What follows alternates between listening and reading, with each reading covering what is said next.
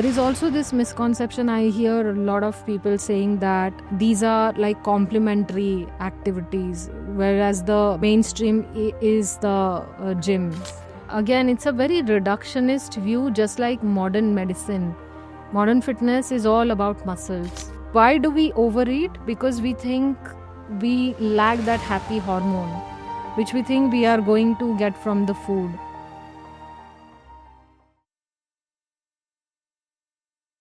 In Himachal, you started with your basics of Kalaripai to them. Basics of. Then you came down to learn Karlakatai. And now, as of now, the updated thing is you're a Shaolin student also. Can we understand what all have you learned? I would say my journey started with yoga. Yes.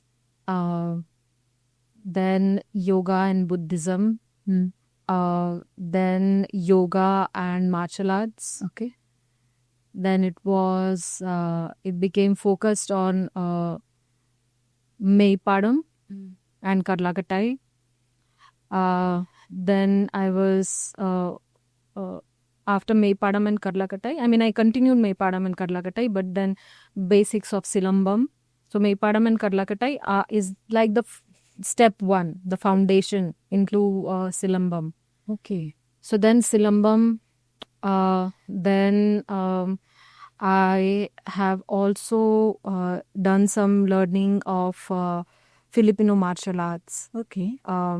Because Filipino martial arts is very well known over the world for being the most functional martial arts. Okay. So if you'll see what Hollywood uses, all the action and stunts in Hollywood, all the martial arts, that's mostly some or the other form of Filipino martial arts. Okay. Okay. So then I've learned traditional Indian archery, which is very different from modern modern archery. Our traditional Indian archery was very natural and raw. You were just with your bow and arrow. Whereas in modern archery, we use a lot of equipments to help us, to help our vision, to help our draw.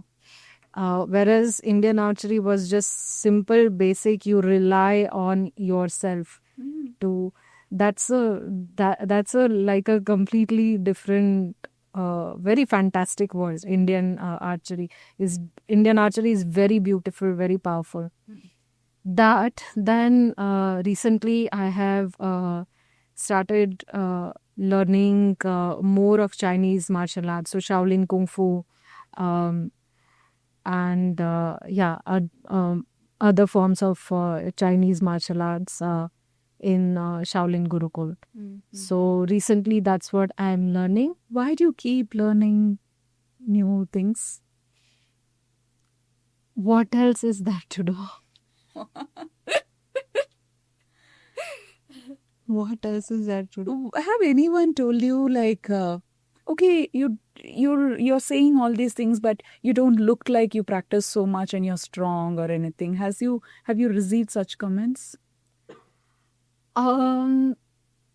Because if I have seen you now I know you're a practitioner, you're a coach. But if I have seen you somewhere in a supermarket or in a outside place, I can't even guess that you would be such a strong person with so much of knowledge in Indian martial arts. But that's a good thing, no? See, but today it is all about flaunting, right? Exactly. So when you always keep flaunting, you will never know the real side of people. So if you don't tell people that you are this big entrepreneur, you have this big brand, Kalya Shastra, and you don't know, you don't tell people, and when you just mingle with people, you will know what's the real side of people. You know? Okay, that is one advantage side of it. Yeah. But then don't you feel, like if a bodybuilder walks in a place or a person who's regular to gym and he shapes the body, sculpts the body, actually body sculpting, then they walk into a place, they know, oh, this person is a fit person. It's a strong person. I can't mess with him. But then if you walk in the same thing, I wouldn't even have a guess that she's a very strong person and she can put all these people to ground. Basically, you can do that. that need for validation is not there anymore.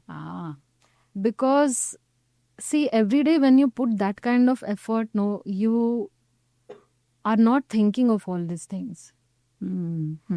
Firstly, if that need for validation was there, then I wouldn't have done all these things which I did, because I received zero validation for even for all the achievements. From your friends and family. Yeah. And so now you have stopped expecting anything from anyone. From anyone, yeah. And that's not a healthy place to be in. Wanting validation and this kind of gratification, that's not a very peaceful place to be in. It's about you feel happy. Yeah. So why would you put your peace and happiness, like joy, peace, in the hands of so many others? Just for a momentary validation. Yeah. It is like that road rage. Yeah. You don't even know the other driver, but you drive fast to prove what? Yeah. So you will never have peace because it's never in your hands. Yeah. It's always in the hands of 20 other people, 10 other people. So, yeah. Now that you know so many art forms, what is your lifestyle? What do you practice? How does your day look like? My day looks like couple of hours of teaching, 2-3 hours of teaching every day, 2 to 3 hours of teaching. Then my own practice, which will be another 1 to 2 hours. And that's it. Then the regular things like cooking food and cleaning, and that's it. Day is very how you would say, day is very simple, no drama, very peaceful. Always is the same. Yeah. Okay. So what time your day starts? 5 o'clock.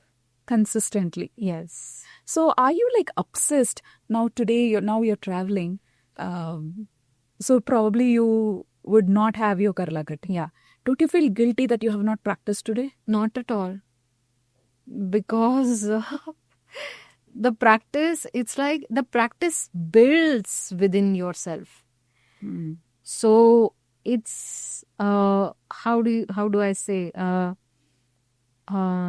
It's like thinking that since I've not eaten today, my body is going to lose a lot of vitamins and minerals. That's not how it works, right?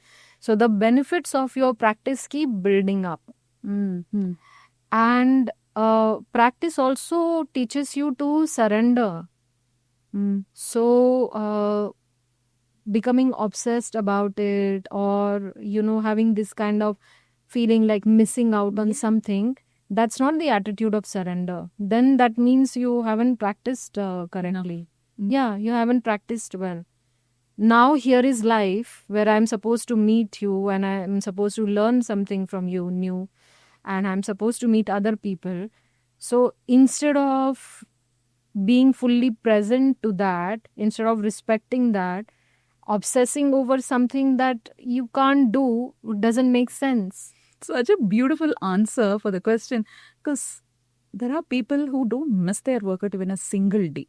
Maybe if someone are doing out of passion, that's a different thing, but they prioritize everything else lesser when it comes to workout. So your first thing is, I think the message from you is, you don't see your practices as exercises.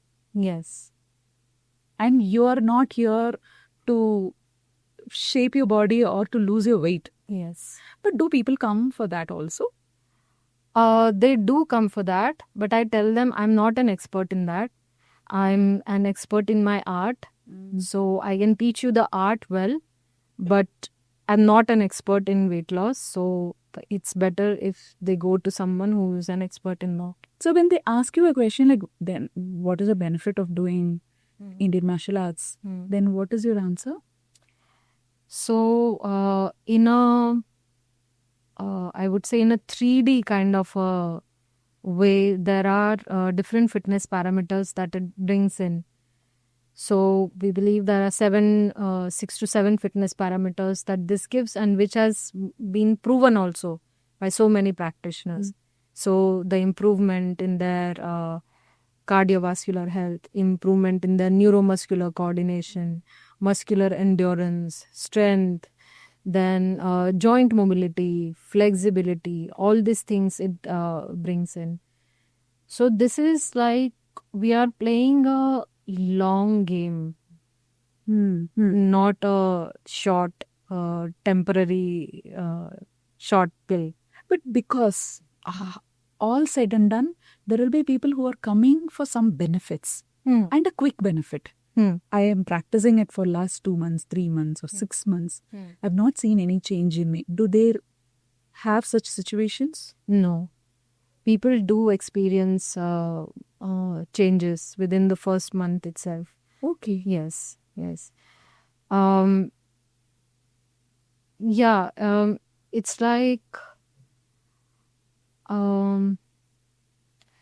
like they feel something that they haven't felt before. So they feel like, they just feel their body is more free.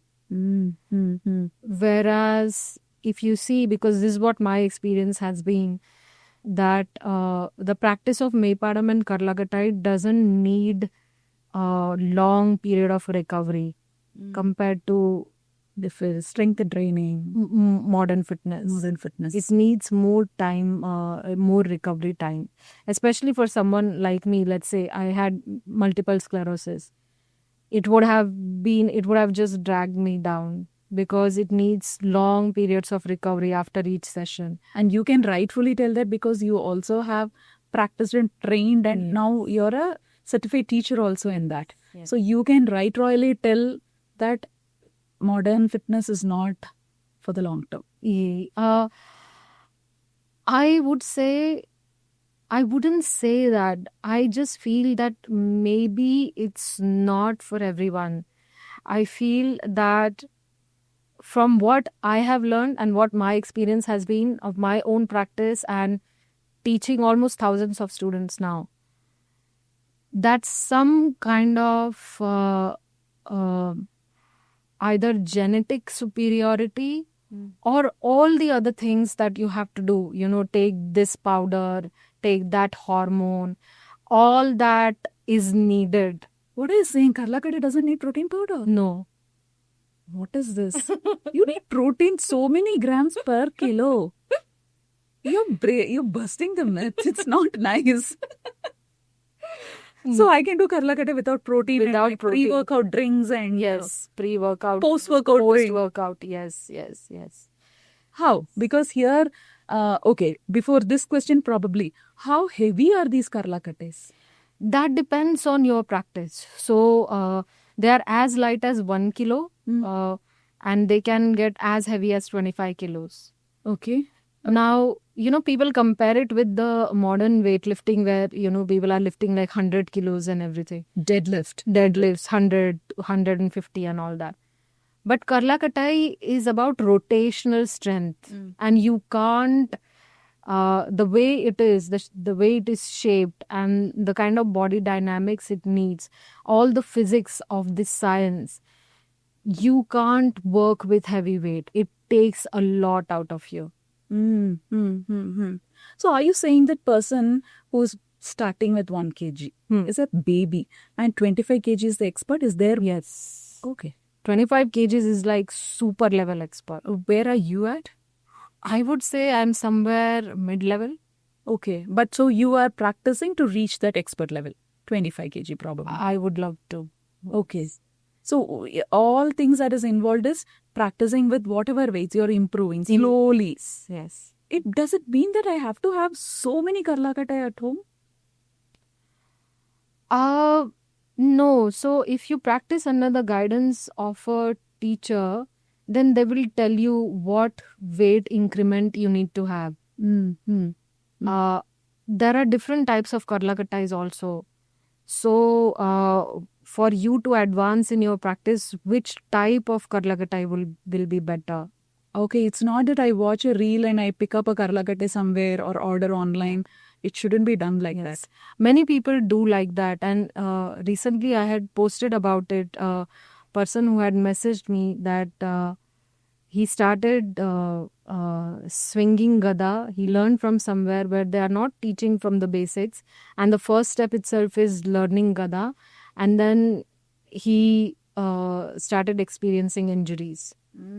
What kind of injuries happen there when they directly? Shoulder pains, even shoulder dislocation, pain in the ribcage area, Because the back direct- pain. Hmm. Yes. Okay. So everything, okay, before that question again. Is Karla Kattai art form very expensive? No, not at all. Other kattais, different varieties of kattais, how much would they normally cost me if I have to get into this practice? Very reasonable, starting from something like 1,500. Oh, Yes, 1,500, 2,000. You can easily get a good quality Karla Kattai, decent weight, that's like 2-3 kilos. For you as a beginner, you won't need more than that. that one investment is all I need and my body. Yeah. And you will need to practice with it for at least a year to go to next level. Wow. Okay. See, the thing is that I don't need gym clothes also, right? no, you don't need. Because I have seen your profile, you doing it in sari and you're doing it in normal clothes. Yes. Okay. See, also in modern fitness, if you see, mostly the movements are linear. Wherein Meipadam and Karla Kattai, we move in unconventional angles. We have asymmetric movements. Okay. We have 360-degree movements. And that's why it's difficult to move very heavy weight when it comes to Karla Kattai. Okay. There is also this misconception. I hear a lot of people saying that, these are like complementary activities, whereas the main like the mainstream is the gyms. Yes. We didn't have these machines. Yes. Our ancestors did not practice in a gym like this with all these kinds of machines. Okay. So that practice was, everyone practiced so that, for example, farmers, there is a specific Karla Kattai called farmers Karla Kattai. They practice with that. So everyone practiced. It looks like a tummy, tummy, right? yeah. Because it gives their strength to the tummy. Yes. So everyone used Karla Kattais in such a way that was beneficial for their way of life. So saying that these practices are on the side and mainstream is still, we are kind of rejecting tradition. We are kind of rejecting a lot of people's experiences. There are thousands of people who feel better with this than with modern fitness. How about that? There are a lot of people who can't even think of going to gym, who suffer from things like rheumatoid arthritis or even autoimmune conditions. I couldn't have imagined going to a gym in my condition and lifting weights. So how do we reject these experiences, reject these lessons? And But there's also a misconception that Karla Kattai and Silambam is more equated to a cardio, and Karla Kattai is more for the upper body and not for the lower body. Whereas women in India, at least, we have heavy bottoms. Yes. So Karla Kattai will not support the lower body. It is more for the core strength and the. What is your take on it? That's because of they don't know about it. So firstly, there are a lot of Karla Kattai rotations which involve, there are Karla Kattai rotations which we do in squatting position, in sitting position. Holding that weight and swinging it. That there are Karla Kattai rotations which include moving of your legs. Also, one thing which I don't understand, a very small detail that people are ignoring here is that we stand on our feet. Yeah. So how is it that your legs are not working? Because when we move in traditional fitness, the movement comes right from the toes and ankles. So your feet are moving. The whole weight, how can you move it without being supported by your feet, by the muscles of your legs and hips? Probably this again must be from the shape of your glutes. Yeah. Yes. Because in other forms, I can specifically do workouts which can give me a shape for my glutes or my thighs. We can sculpt it. But in Karla Gate, it's more for an overall longevity. See, it's a very reductionist view, just like modern medicine. Modern fitness is all about muscles. What about your joints? What about your cartilage? What about your fascia, tendons? So traditional fitness, if you see it, focuses heavily on the longevity of these also, and not just, that's why we are not muscle obsessed. You're not shape obsessed. No, that's why if you see, our teachers are also not, they don't look muscle obsessed. Okay. Because see, longevity comes from having the power into these components also, in your tendons, having an explosive power in your tendons, then the health of your fascia, then your cartilage, your nervous system. In fact, the subtle system which modern fitness doesn't recognize, but we do, which is the nadis, the meridians. Nadis in Indian system, meridians in Chinese system. So the traditional systems work on this. How does that work? On chakras and nadis? On chakras and nadis. Marimas. How does these work on the subtle systems? So I was telling you, right, we have three fields, three components. So the meditational component of all the traditional fitness works on nadis and chakras. Okay. So without you specifically doing anything for chakra alignment or Kundalini awakening? Because today you see boards in every possible places. Yes. Kundalini awakening done in 30 days. Yes, 30 days. Yeah. Okay. Oh, are they much lesser? I didn't know that. I didn't know 30 days is what's trending. Yeah, 30 days. And there are places where they do in 3 days also. Okay. Okay. So here it automatically, all your evolution happens 360 degree or in all the three components. See, the most important part we are forgetting is that our journey has not been of this one lifetime or the 20 prime years of our life. It has been going on for last, I don't know how many years, thousands of years, millions of years, depending on each soul. So many lives we would have been. Right. So this journey, that's why nothing is short term. Nothing is 3 days, 30 days. Nothing is 8 months, 9 months. It's a lifelong practice. And that's a very small part of what your journey has been. The journey of your soul has been of thousands of years. So it's like, if you see, let's see, if you see me, I'm sure I've done this in past lives also. Definitely, because in this lifetime, you do not have any connection in your family who are doing this much hardcore arts. How is your food because you're practicing these art forms? Yeah. Is there any special diet? No. It's just your regular food. Do you count calories? No. You eat if you like it? No, I've got life. We have got life. We don't count calories and protein powder spoons. We've got life. Okay, so for example, if you like something, what's your favorite food? Favorite food? It's nothing like that, Kritika. Actually, if you enjoy anything that you enjoy. I mean, today for lunch I had dal palak, and my sister had cooked dal palak and chawal, and then some banana vegetables, some peanut chutney. Okay, and I really loved it. And you wanted, your heart says another serving. Does your fitness routine allow you that? Yeah. The fitness routine. You don't put that, what do you call the plus sign, itna carbs and that much of dal, and because what you said is also a balanced meal. But you're saying you're not bothered about quantity. But here, generally people always say that measure what you eat. Yeah. But your body knows the measurement, right? There is only... If it knows, then everybody would have been healthy also, no? But that's the thing, no? You're not connecting with your body. You need to do things that help you to connect with your body.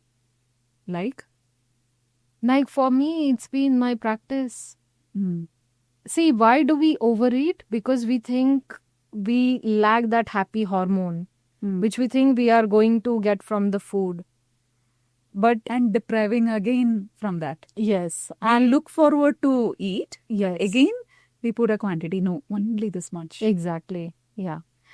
Whereas, let's say if you're getting that kind of happy hormone from the work that you do, or for me, let's say from the practice I do, then I'm not going to end up overeating. And I'm also not going to end up craving for experiences and craving for food experience. I want to eat this, I want to eat that, because in terms of a new experience that will give me that happy hormone. You don't have the craving. No. And you're crediting all these things to your practices. Yes.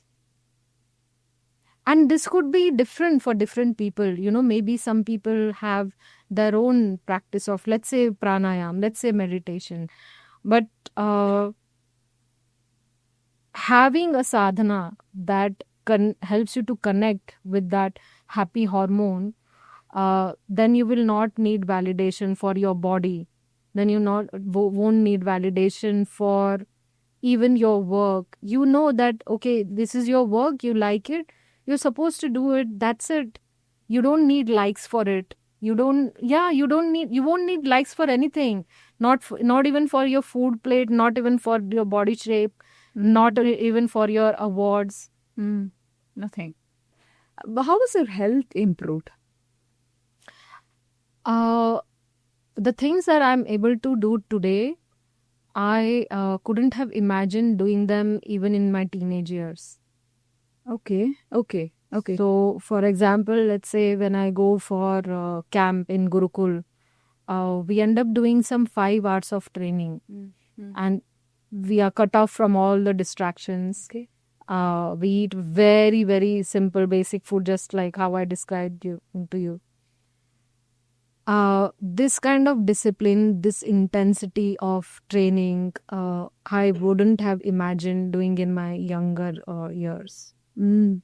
So, do you still take medication? I have never taken medications.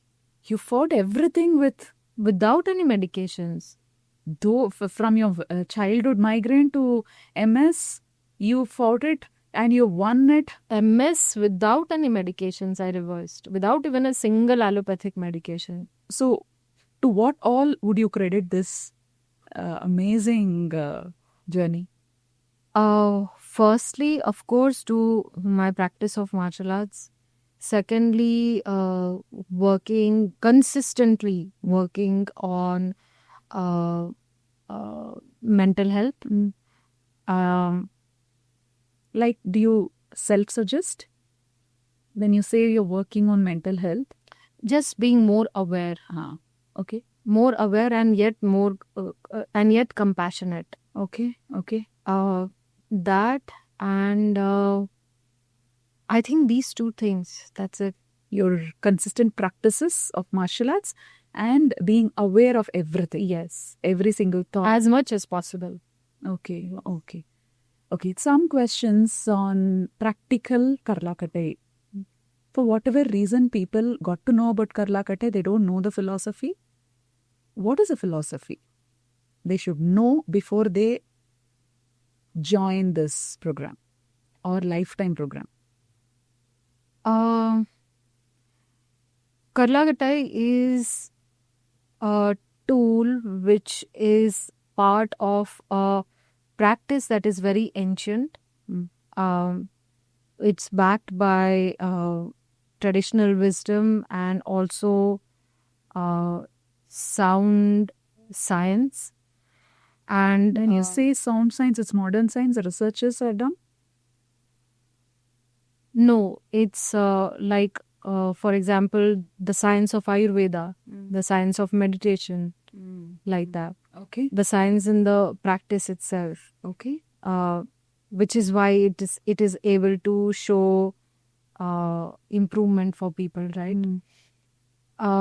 And which was given with an intention and purpose that we have the capability to face and overcome any kind of physical, emotional, spiritual challenge, whatever age we are in. and whatever part of the world we live in. Mm-hmm. So I would say that's what Karlakatai is. Okay, okay. At least what minimum commitment period is needed for people who are getting into this practice?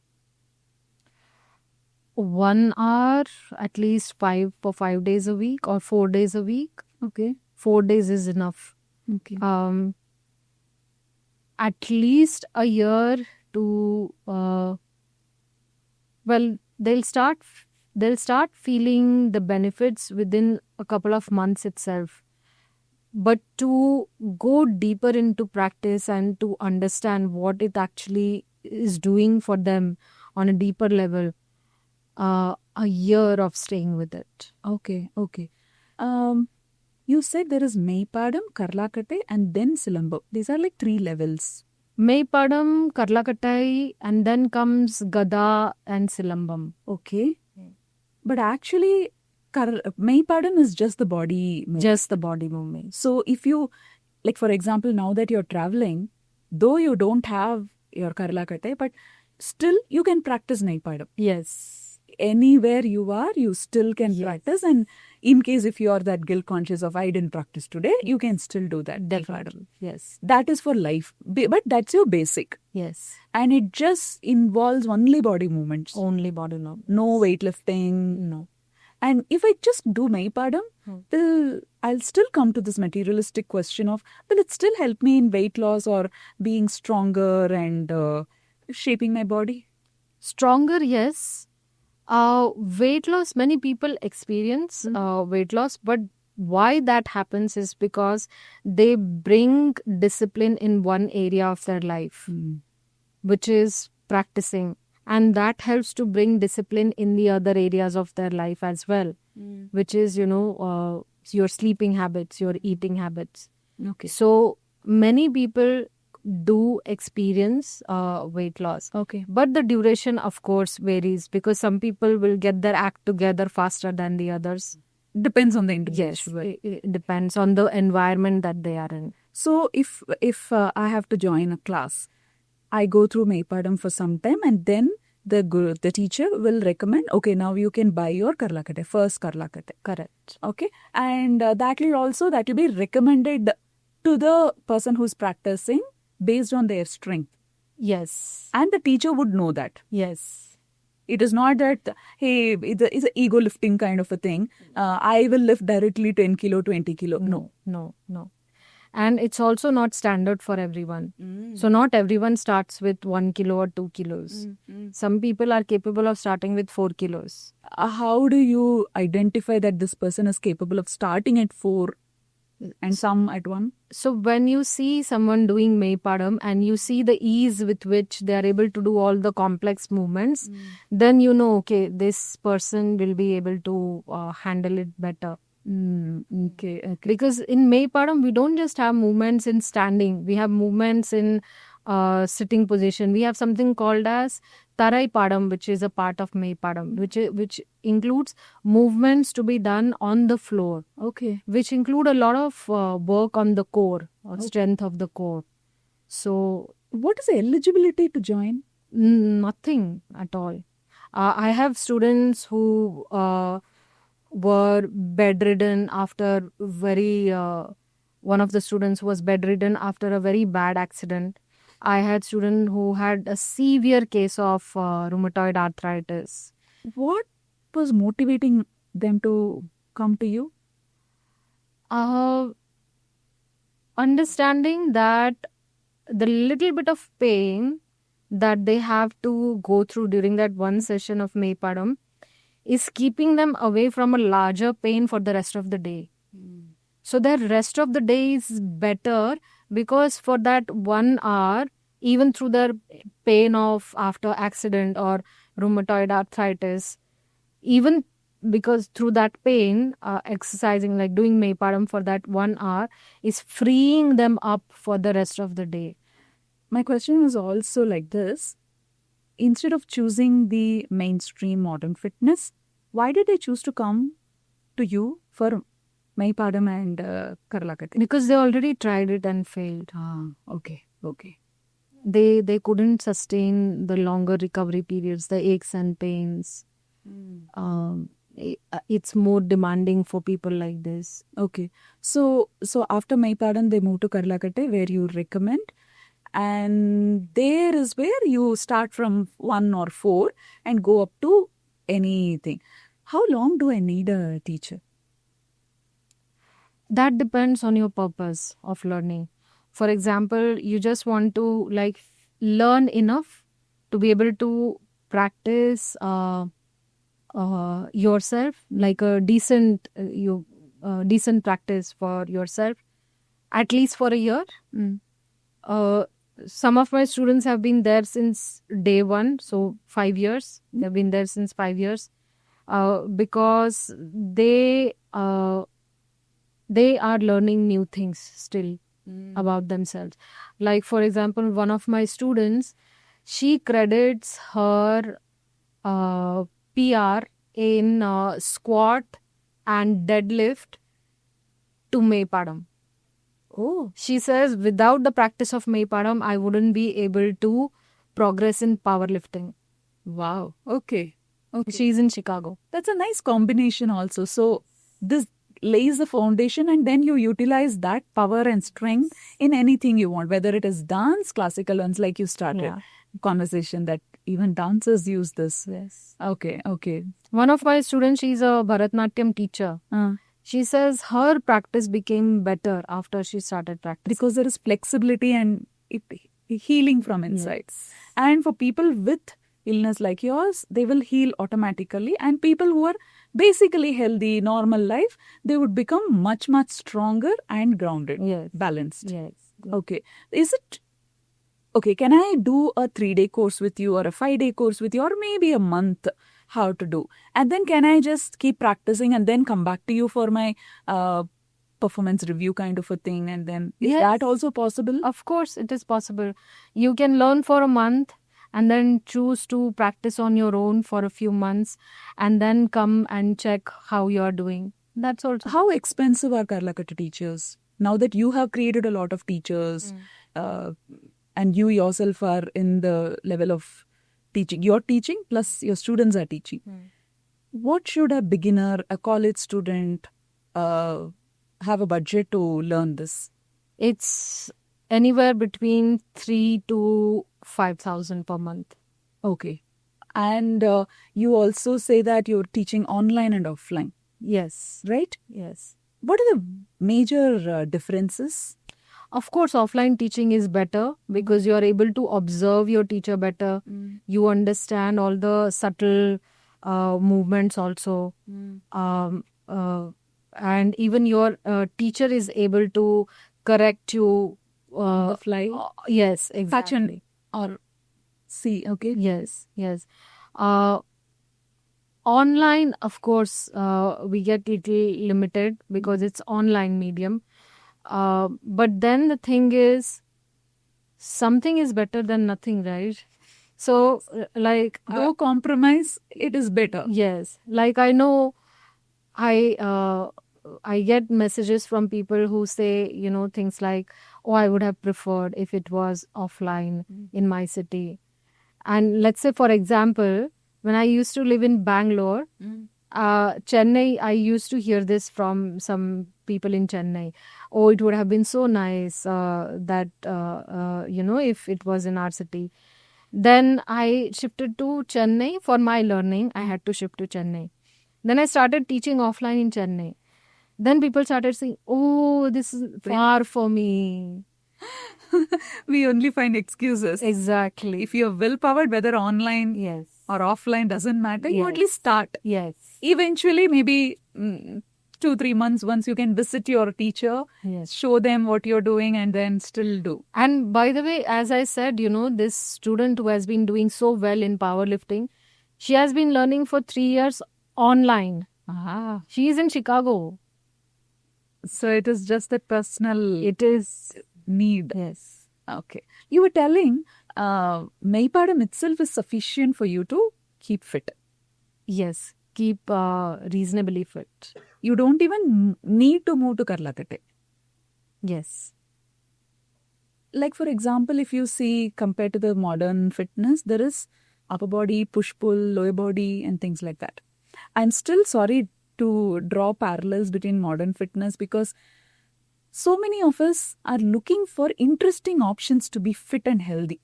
And these traditional martial arts, without the background of its history and philosophy, we just end up going there, hey, let's move our body. And this looks interesting.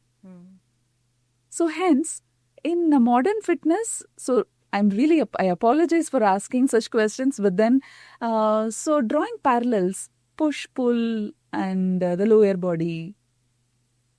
Is there something like that? You were talking about the movements. There are varied movements. Can you share some information on? See, Maypadam has close to 1500 movements, approximately. Okay.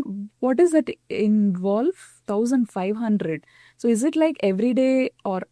Oh, that is why we need a teacher to train all the 1500. Yes. Okay. And all this push-pull, I was mentioning that we have Tarai Padam, which is floor work. So in that, all the push and pulling components are there. Maypadam itself has multi-dimensional movements. There are asymmetric movements. There are unconventional angles. The angles in which we are not used to moving. Okay, because when we Google Maypadam, all you get is few swing of your hands and moving your body. Beyond that, we don't get anything. Today, what YouTube throws at us and what Google throws at us is all we know. 1500, is there a list of things? Is it like I keep moving progressively, or is it like the swing itself will be not the same after a week? So that's the tricky thing. Actually, it's not a tricky thing. It's a positive thing about Maypadam is that no books were ever written. This was passed down from teacher to student so that this remain in the hands of practitioners. See, because what happens when the books are written is that everyone who's not practicing also reads the book and starts parroting about the art, right? Whereas if you see Maypadam, any kind of information that you ask or experience that someone is telling you about, it's not possible if they are not a practitioner. They will not understand what it is. Okay. It remained in the hands of practitioners, which was actually a good thing. And also, this is a very intuitive art. So the whole journey is about starting to trust yourself and not even about shape and forms and all the validation. So the teacher teaches very intuitively. There are no lesson plans. So every day what you should teach, it's just you trusting your body and what you are feeling. So let's say if in my class I'm teaching 10 movements, which movement should come after which movement, I'm just intuitively feeling that and I'm teaching it. Wow, Yes. there is no. So that level of faith you have to have in yourself to become a teacher and to become a practitioner. So you will be intuited out of this 1500, whatever you are aware. So people, your students wouldn't know what they are going to learn. No. It's every day a surprise wild card. Yes. Every day it could be any combination and permutation of movements out of those 1500. That's interesting. Do you plan to write a book? No, because then again, somewhere documenting, is it needed? Or what is the future of Maypadam, Karlakattai, all these things? What is the future if we don't document it? Don't you think like many other amazing arts which is lost, this might also get lost? I think the best way to keep an art alive is through its practice. Yeah, but then for that you need a very strong, passionate people to take this forward generation to generation, right? Then why can't we have them? The problem is probably we are not giving solutions to what today's people need, which is weight loss and body sculpting. then it's not relevant for them. Then what's wrong if it gets lost? That's a valid thing. Don't bother if it gets lost. If you want to live long and still healthy till the last day of... If you want to preserve this tradition, if you want to learn all the nuggets of wisdom and the self-inquiry, self-exploration it brings, for those who want that, they will keep practicing, they will keep this alive, and that's what is needed. We see, I don't think any of the traditional martial arts or even the teachers, the gurus, have any kind of obsession with becoming viral. Okay. Okay, because they are grounded and balanced because of the practice. Yes. If it happens, it happens. Yes. But if it doesn't happen also, they are... It's not meant to, maybe. What are the things that can motivate a person to come? One, of course, a longevity and sensible, grounded longevity. But if people are coming in to be a teacher and to find probably a career and an earning potential, will you recommend this art form to them? Purely for earning potential, no. Because this takes a lot of physical energy. Okay. So unless you are passionate about it, you will not be able to make money out of it. Oh, yes. Okay. Because to be able to make money through this, you are going to need to keep up with your own practice and then keep up with teaching others and continuously, consistently keep absorbing the lessons that come through it, which is a lot of work, which wouldn't be easy if you were not passionate about this. To be honest, I have taught through phases in life where, I didn't know where I was going to sleep the next day. I have seen times where there was literally like 62 rupees in my bank account. Okay. And I was still teaching and I was still doing my practice. So unless you have that kind of passion towards this art, that kind of respect towards this art, you won't be able to make money out of it. Even with a viralish content that I can make, which looks so cool with the Karlakatai swings. There is a difference between having likes and there is a difference between having a number of students. Not everyone who's viral has good number of students. Today they have made it comfortable where you can dismantle the entire Karlakatai into 4 different pieces, put in a bag and carry it anywhere you go to practice. Yeah. It has come also because people see an opportunity that this is an upcoming field. Right. We were also talking about losing the art, but they have also commoditizing and seeing a potential and how to scale it. Yes. Because today you wouldn't travel with a Karlakatai, but you don't have the guilt. That's a different mindset. Yeah. But if a person, the target audience is going to be someone who's going to a gym, is looking for an alternative, Karlakatai looks very interesting. You look like Hanuman, you take the gada. It's a cool factor, no? Wearing a sari and holding a gada, or wearing your normal clothes with that. So, if a person is fascinated by all these things and wants to be a trainer, then you're saying don't come in. Or come in, have your own way of whatever. Don't call that a art.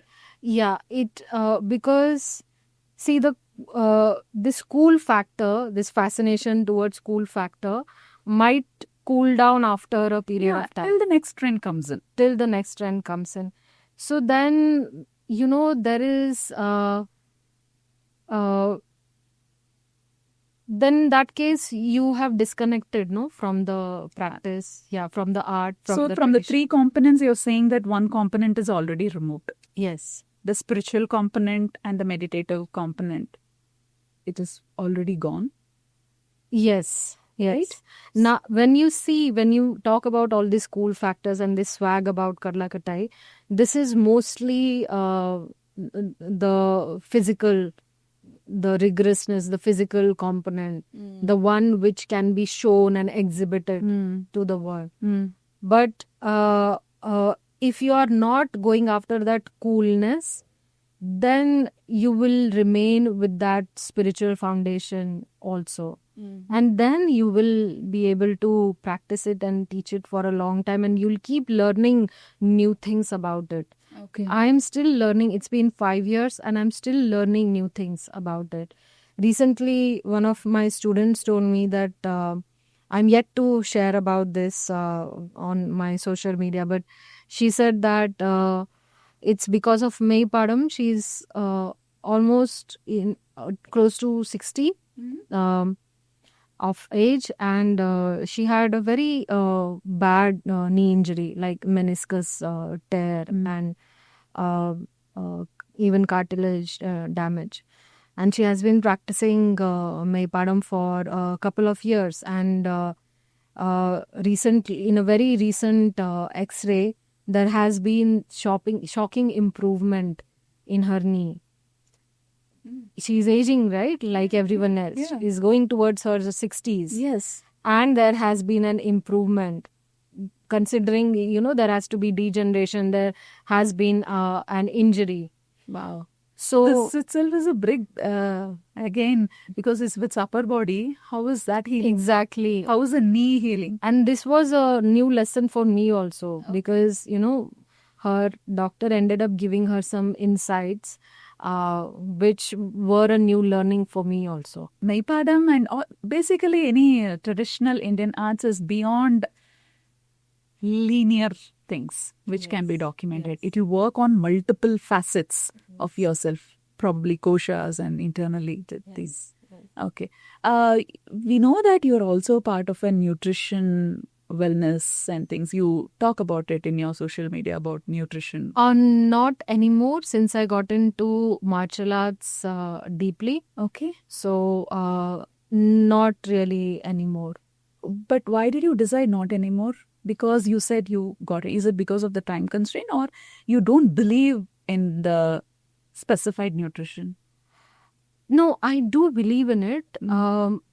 I just don't connect with the obsessiveness with it. Because I think once you become emotionally peaceful and you feel grounded, you stop obsessing about these things. And it's not that I don't believe. In fact, I believe in the power of herbs and the natural herbs, that ingredients that are in our kitchen. Totally. But I just feel that it's a very it's a very limited component when it comes to overall well-being. And actually, over the period of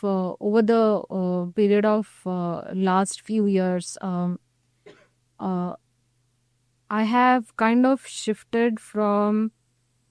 Not shifted. I have through my learning, I have understood that all these things that we separate and hold, working on mental health, nutrition, gym, it's not functioning. So for me, through my practice, everything has come together. Okay. Yeah. When your students ask, what do I eat? Will you give me my meal plan? I'm not an expert with that. So I most of the times I point them out, refer them to someone who can help them with that kind of specific request. Okay. But you don't have any specification. If you're doing training with me, you're supposed to eat this, eat that. Okay. How significant is food and water in our traditional art forms? Very significant. We don't look at food and water in traditional way. We don't look at it the way we look at it today. Earlier we were talking how water restructures itself according to the energy. Same thing with food. some people, like, they have access to the best food and nutrition, and still they'll keep having health issues. And you'll see some people who don't have that kind of privilege to having the best of the nutrition, and you will see still they are happy. Yeah, they have a very bright eyes and a good smile, and then they do sleep well. Because their energy is restructuring that food. So it's not about any specific meal plan or anything. Just have sensible food. And what we have eaten at our homes is a sensible meal plan. Home cooked food itself is good enough. Yes. Your take on the junk that's happening today, the junk food? That's again is coming from this lack of happy hormone, right? So you have to bring in strategies that will help you to have that happy hormone, and then you will not go grabbing onto these things. So personally, since you have been grounded and you got that holistic thing from your practice, you don't have anything against these junk also. Do you eat? I'm not a foodie. I kind of can eat same food every day. Yeah. But then even if you are offered that, if that is what your dinner plan is because of your friends or family or for whatever reason that's your thing, would you go completely no, or you're okay eating that and just... Okay eating with discernment. Not going overboard with it just because it's something different, or just because it's fancy, or just because it's new thing. I would still, personally, I avoid some things. I don't eat them. Okay. So I would still not eat if those ingredients are there in the food. So for example, personally, I avoid gluten. Okay. I don't eat wheat. Is it because you don't like it, or is it because of your different reason, health challenges? I stopped eating because of MS. And I also realized that it doesn't suit my body well. So even if you like bringing something very fancy, I will still choose not to eat it. So you chose to be gluten-free because your body needed it. Yes. Just listening to this, if somebody is saying, I'll go gluten-free, may not work. Not at all. Not at all. You have to listen to your body and then take a choice. Okay. It was like a personal requirement for me. That's why I don't really preach. How did you know that you need to be gluten-free? When I stopped eating it, I started feeling better. Okay. My gut started feeling better. You experimented with you and realized that. Okay. Any parting words? We've kind of covered a lot that will be very valuable. Yes. Of course, we didn't talk too much in detail about Karla Kattai, the type of... No, that was quite... that was the relevant detail what we discussed. We could have gone deeper of how it is made, where it is made, and why it is made, because you're an expert in that and you have invested 5 years of your life into it. Yeah. And probably a specific technical session on Karla Kattai we may need. If we have to take this art form to youngsters, we should definitely give these details, because these youngsters, people ask why, and why should I do and how should I do it? If we document all these things, it will be definitely helpful sometime. Yes. Yeah. As a wrap up at the end of the conversation, your parting words, Trusha.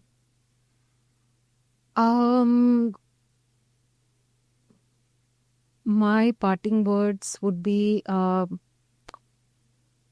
fitness, according to our tradition, is about the fitness of body, mind, and soul. So that's what fitness is, and we'll be able to live more fulfilling lives if we understood fitness in that way. If your body is in shape but you're still not happy, you still can't sleep, you still don't feel good enough about yourself, then you're not fit. That's not fitness. Yes. And being happy with understanding that, what your body is capable of doing, irrespective of not fitting into the modern measurements of what an ideal body is, then you're fit. If you're living a joyful life, you're fit. Then you stop seeking validation from outside. Exactly. Then when you stop seeking validation from outside, that's a sign of fitness. Then you're fit. Yeah. So fitness is in grounding yourself. Real fitness is not Instagram reel worthy. It's like very plain, boring, simple, consistent, every day doing the same things. There is no drama about it. It's not dramatic. So you don't sit for half an hour or 1 hour in the Sukhasana or Padmasana and meditate? I do, not for an hour. I do sit for meditation, but I don't obsess about the time again. On some days it's 10 minutes, it happens for 10 minutes. Also, I don't believe that meditation happens only when you sit in Sukhasana. Like when I'm cooking, if I'm not in a meditative state, that there will be a bad energy into that cooking and I won't be able to digest it better. If I'm not in a meditative state while teaching, I will not be able to deliver a good class. If I'm not in a grounded state while learning, I will end up injuring myself. One question I just had, probably we'll put this question there only. In online, you will not be able to have two people practicing it together. Will that cause an impact in the effectiveness of the learning the art? See, like when you said, when you were in the Gurukul, you practice with the other students. But in online, that is not possible. For something like Meipadam, you don't need a partner. Right. Then that should not be an issue. The higher levels of it? Higher levels, that only comes with like hardcore martial arts. So even for Karlagatai, you don't need a partner. Even for learning Gada, you don't need a partner. Okay. But when you learn the combat applications, the fighting applications of, let's say, Gada or sticks, then you need a partner. So that's at a very, very later stage. Advanced level. Yes. Okay. Yeah, we'll cut this and put it there. Yeah, we were talking about, in the wrapping words, we were talking about how validation is not from outside. Yeah, we were done. We are done? Yeah. You have any other things? No. Okay. So thank you so much. And this was a very, very valuable, I'm sure this episode has to be treasured because literally we travel from your childhood and how without medication, just choosing martial arts, and that was specifically Indian martial arts, and you healed yourself consistently and you also found your holistic growth and evolution through this. This has literally covered everything, and sure there is a lot of valuable information. People can take it, refer to your story and take it for themselves, because today in the world we are finding excuses to be fitter, to avoid all the medication. Your story is going to be an inspiration where you can heal yourself and also help heal others. Thank you so much. Thank you so much for being here. Thank you for inviting me. I really enjoyed this conversation with you. I think it was very natural. It flowed in a very beautiful way. So thanks a lot for that. The intent of our conversation of this episodes, the reason is we wanted to bring the stories, the individual stories, people who celebrate their lives. Like what you have done. You're celebrating your life. Every moment, the glow in your eyes, the smile that you have, and the calmness and the serenity. And the intent and the effort of this team and the Life Crits is all about bringing the stories which can inspire others to take this path. You have proven this path. You didn't take a medication and you are here inspiring people. This story needs to be told. I'm sure, I'm just hoping, even if few people benefit out of this, that's a great success for our effort. Thank you so much. Thank you. Thanks. And that's a wrap for today's The Life Grids conversation. So, yes, please, we really need you to press the like button, subscribe button, and the share button. It really means a lot for us. We enjoy doing this. We are really happy doing all these things. But please comment how this episode was and what we can improvise. We definitely wanted to do better with every episode. So, yeah, there are fun bloopers and behind the scenes on the Instagram. So visit us there too. See you soon with another free flow casual conversation with lot of good insights. Till then, take care. Let's explore every moment of life.